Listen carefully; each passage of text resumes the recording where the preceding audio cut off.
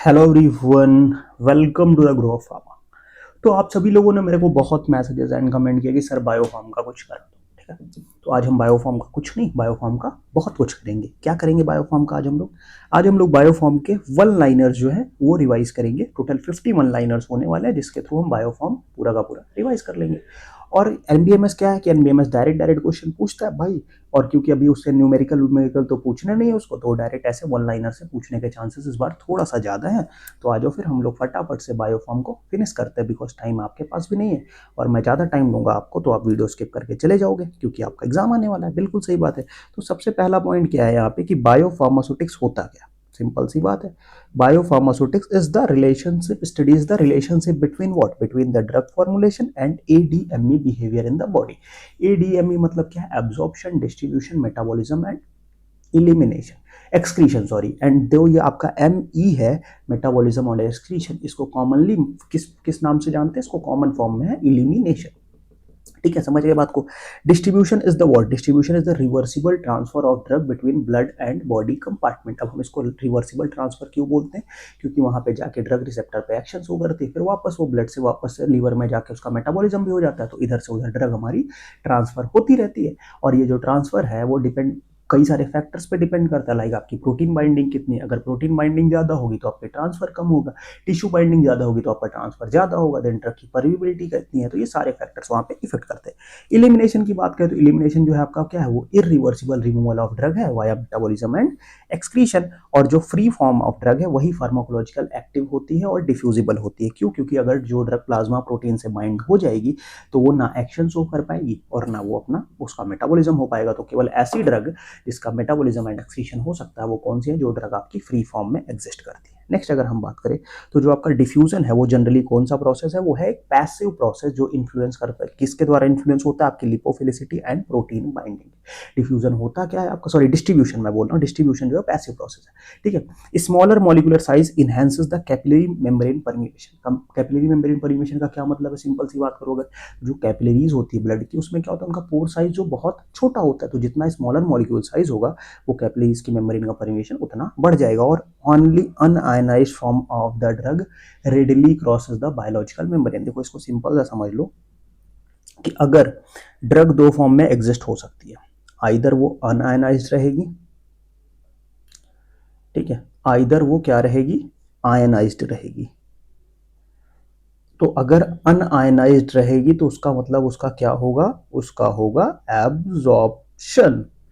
और अगर वो गलती से आयनाइज्ड हो गई तो उसकी बढ़ेगी सॉल्युबिलिटी। समझे मेरी बात को? एब्जॉर्प्शन कब होगा? अगर वो रहा आपका अनआयनाइज्ड। और अगर उसकी सॉल्युबिलिटी कब बढ़ेगी? अगर वो हुई आयनाइज्ड। तो अगर एसिडिक ड्रग जो है वो कहाँ आता है? आपका स्टमक में। और स्टमक का जो पीएच होता है वो क्या होता है? वो होता है अपना एसिडिक। तो एसिडिक ड्रग एसिडिक मीडियम में कैसे रहेगी? अनआयनाइज्ड फॉर्म में रहेगी। तो अनआयनाइज्ड फॉर्म में भाई लोग इसका क्या होगा? इसका होगा एब्जॉर्प्शन। सेम अगर बेसिक ड्रग आई अपनी, वो गई कहाँ पे? इंटेस्टाइन में। इंटेस्टाइन का पीएच कैसा होता है? बेसिक। और बेसिक होता है तो वहां ड्रग कैसी रहेगी? वहां रहेगी अनआयोनाइज्ड। और अनआयोनाइज्ड होगा तो उसका क्या होगा? उसका होगा एब्जॉर्प्शन। तो इसका क्या मतलब हुआ? इसका मतलब हुआ कि जो एसिडिक ड्रग है वो एसिडिक मीडियम एब्जॉर्ब होगी, मतलब स्टमक से। और बेसिक ड्रग जो है वो कहाँ से एब्जॉर्ब होगी? वो एब्जॉर्ब होगी इंटेस्टाइन से। समझ गए मेरी बात को बच्चा? बिल्कुल सही बात है। चलो आ जाओ आगे बढ़ते हैं। ठीक है, चले आगे बढ़े। बिल्कुल। Next, lipid soluble drugs penetrate the membrane more easily than water soluble drug. बिल्कुल सही बात है, इसमें तो कोई बताने वाली ही बात नहीं थी आपको। देन अगर हम बात करें, initial drug distribution is primarily determined by what? Determined by the tissue blood flow. Initial जो ड्रग है वो किसके द्वारा डिटरमाइन किया जाएगा? आपका टिश्यू ब्लड फ्लो। मतलब क्या कह रहा है ये कि उस पर्टिकुलर टिश्यू में जो ब्लड का फ्लो है वो कितना है। अगर टिश्यू में ब्लड का फ्लो ज्यादा होगा तो डिस्ट्रीब्यूशन ज्यादा होगा, और अगर कम होगा तो कम होगा। Perfusion rate limited distribution occurs with highly lipophilic drug. जो हमारी हाईली लिपोफिलिक ड्रग होती हैं उनमें क्या होता है? परफ्यूजन रेट लिमिटेड डिस्ट्रीब्यूशन देखने को मिलता है। किसमें? हमारी हाईली लिपोफिलिक ड्रग में।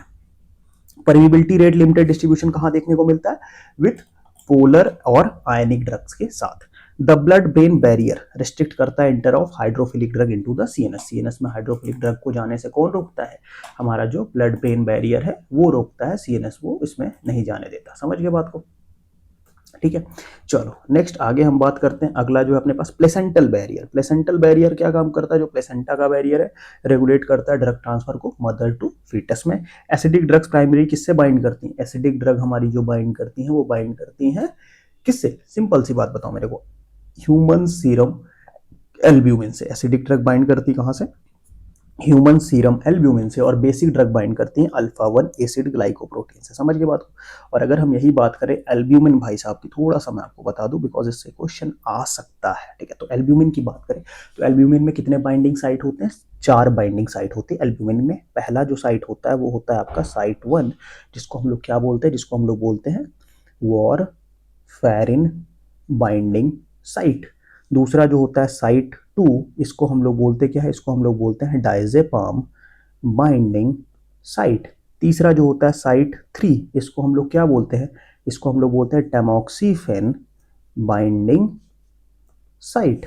चौथा जो होता है वो कौन सा होता है? वो होता है साइट 4, नहीं सॉरी, थोड़ा सा गलती से थोड़ी सी मिस्टेक हो गई। टैमोक्सिफेन जो है वो साइट 4 है। साइट 3 जो है वो आपकी क्या है? डिजी टॉक्सिन है। साइट 4 जो है वो, साइट 3 जो है वो आपकी क्या है? डिजी टॉक्सिन बाइंड साइट है। समझ के मेरी बात को? तो साइट 1 जो है वो वारफेरिन बाइंडिंग साइट है।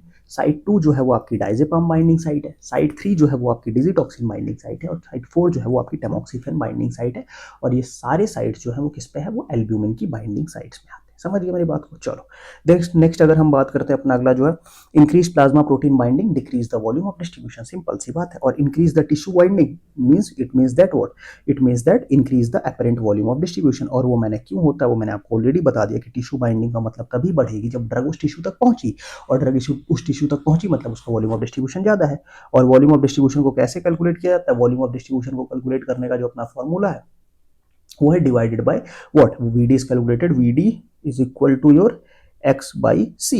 x क्या है अपना? x जो है वहां पे amount of drug in body, और c जो है वो आपका प्लाज्मा ड्रग कंसंट्रेशन। सिंपल सी बात है। नेक्स्ट बात करें तो प्लाज्मा वॉल्यूम को हम लोग किस डाई से एस्टिमेट कर सकते हैं? प्लाज्मा वॉल्यूम को एस्टिमेट करने के लिए अपने पास जो डाई होती है वो हम लोग यूज करते हैं इवॉन्स ब्लू डाई। ठीक है, प्लाज्मा वॉल्यूम को डिस्ट्रीब्यूट करने के लिए इवॉन्स ब्लू डाई का यूज करते हैं। और अगर हम टोटल बॉडी वाटर की बात करें तो उसके लिए हम लोग D2O और एंटीपायरिन का यूज करते हैं। ये बहुत इंपॉर्टेंट है। मेटाबॉलिज्म प्राइमरी हमारे लीवर में होता है फेज 1 एंड फेज 2 से। फेज 1 में oxidation, reduction, hydrolysis and hydration होता है। फेज 2 में आपका conjugation such as glucuronidation, sulfonation, glycine conjugation, ये सारी चीजें आती हैं। रेनल एक्सक्रीशन की अगर हम बात कर ले तो ये मेजर रूट ऑफ एलिमिनेशन है मोस्ट ऑफ द ड्रग के लिए।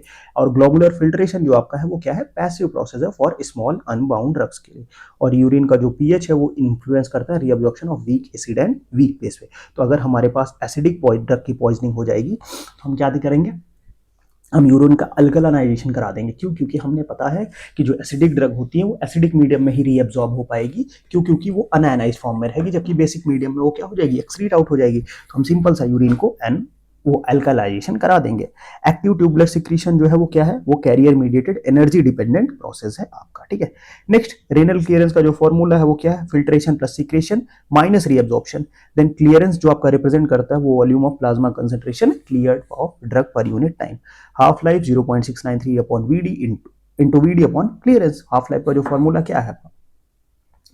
हाफ लाइफ क्या होता है? हाफ लाइफ मतलब इनिशियली जो आपकी ड्रग है वो 50% हो जाए। ठीक है, जब आपने 100% दिया तो 50%, तो 0.693 into VD upon clearance.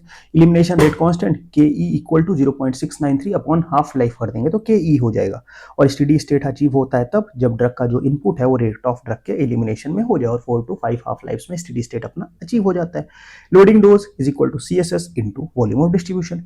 Maintenance dose is equal to CSS into clearance. So loading dose जो है वो आपका किस पे डिपेंड करता है? वो आपका डिपेंड करता है वॉल्यूम ऑफ डिस्ट्रीब्यूशन पे, जबकि मेंटेनेंस डोज आपका क्लियरेंस पे डिपेंड करता है। ठीक है, आपका जो मैकलिस मेंटेन काइनेटिक्स है वो क्या डिस्क्राइब करता है? Saturable non linear drug elimination describe करता है कौन? हमारा मैकलिस मेंटेन कांस्टेंट। ठीक है। नेक्स्ट अगर हम बात करते हैं अपना जो है bioavailability is the rate and extent of drug reaching to the systemic circulation and absolute bioavailability जो कैलकुलेट करता है वो AUC कैलकुलेट करता है after oral and IV administration में। उसमें हम लोग एरिया अंडर कर्व जो हमें ओरल एडमिनिस्ट्रेशन से मिल रहा है और IV जो हमारा स्टैंडर्ड होता है तो उससे जो एरिया अंडर कर्व मिल रहा है उससे हम लोग इसको कैलकुलेट कर लेते हैं। रिलेटिव बायो अवेलेबिलिटी क्या कंपेयर करता है, area under curve of the test product with reference product. Simple सा, एरिया अंडर कर्व क्या रिप्रेजेंट करता है, टोटल सिस्टमिक ड्रग एक्सपोजर, मतलब जो हमारी ड्रग जो है वो टोटल सिस्टमिक फॉर्म में अनचेंज फॉर्म में कितनी पहुंच रही है। Cmax Tmax rate of drug absorption को बताते हैं। बायो इक्विवेलेंट क्या होते हैं प्रोडक्ट जिनमें 90% of the AUC and Cmax होना चाहिए, किसमें विद इन AUC और Cmax की वैल्यू 80 to 125% के बीच में होना चाहिए। Next, 2 one-sided tests are used for statistical evaluation of bioequivalent। ये सब बेसिक चीजें हैं। बायोवेवर किसके क्लास पे डाली जा सकती है, granted for the BCS class 1 drug with rapid dissolution. देखो ये पॉइंट आ गया, ये बहुत इंपॉर्टेंट पॉइंट है। इससे लास्ट ईयर भी एक क्वेश्चन पूछा गया था और इस साल भी इससे क्वेश्चन आने के चांसेस बहुत ज्यादा है। ठीक है, वो मैं आपको बता देता हूँ, फटाफट से समझते हैं। BCS क्लासिफिकेशन, अगर क्लास 1 की बात करें, अगर हम बात कर ले किसमें, BCS क्लास 1 की बात कर ले तो 1 में क्या होता है, हाई सॉल्युबिलिटी हाई परमिबिलिटी। 2 में बात कर ले तो आपकी लो सॉल्युबिलिटी देन आपकी हाई परमिबिलिटी।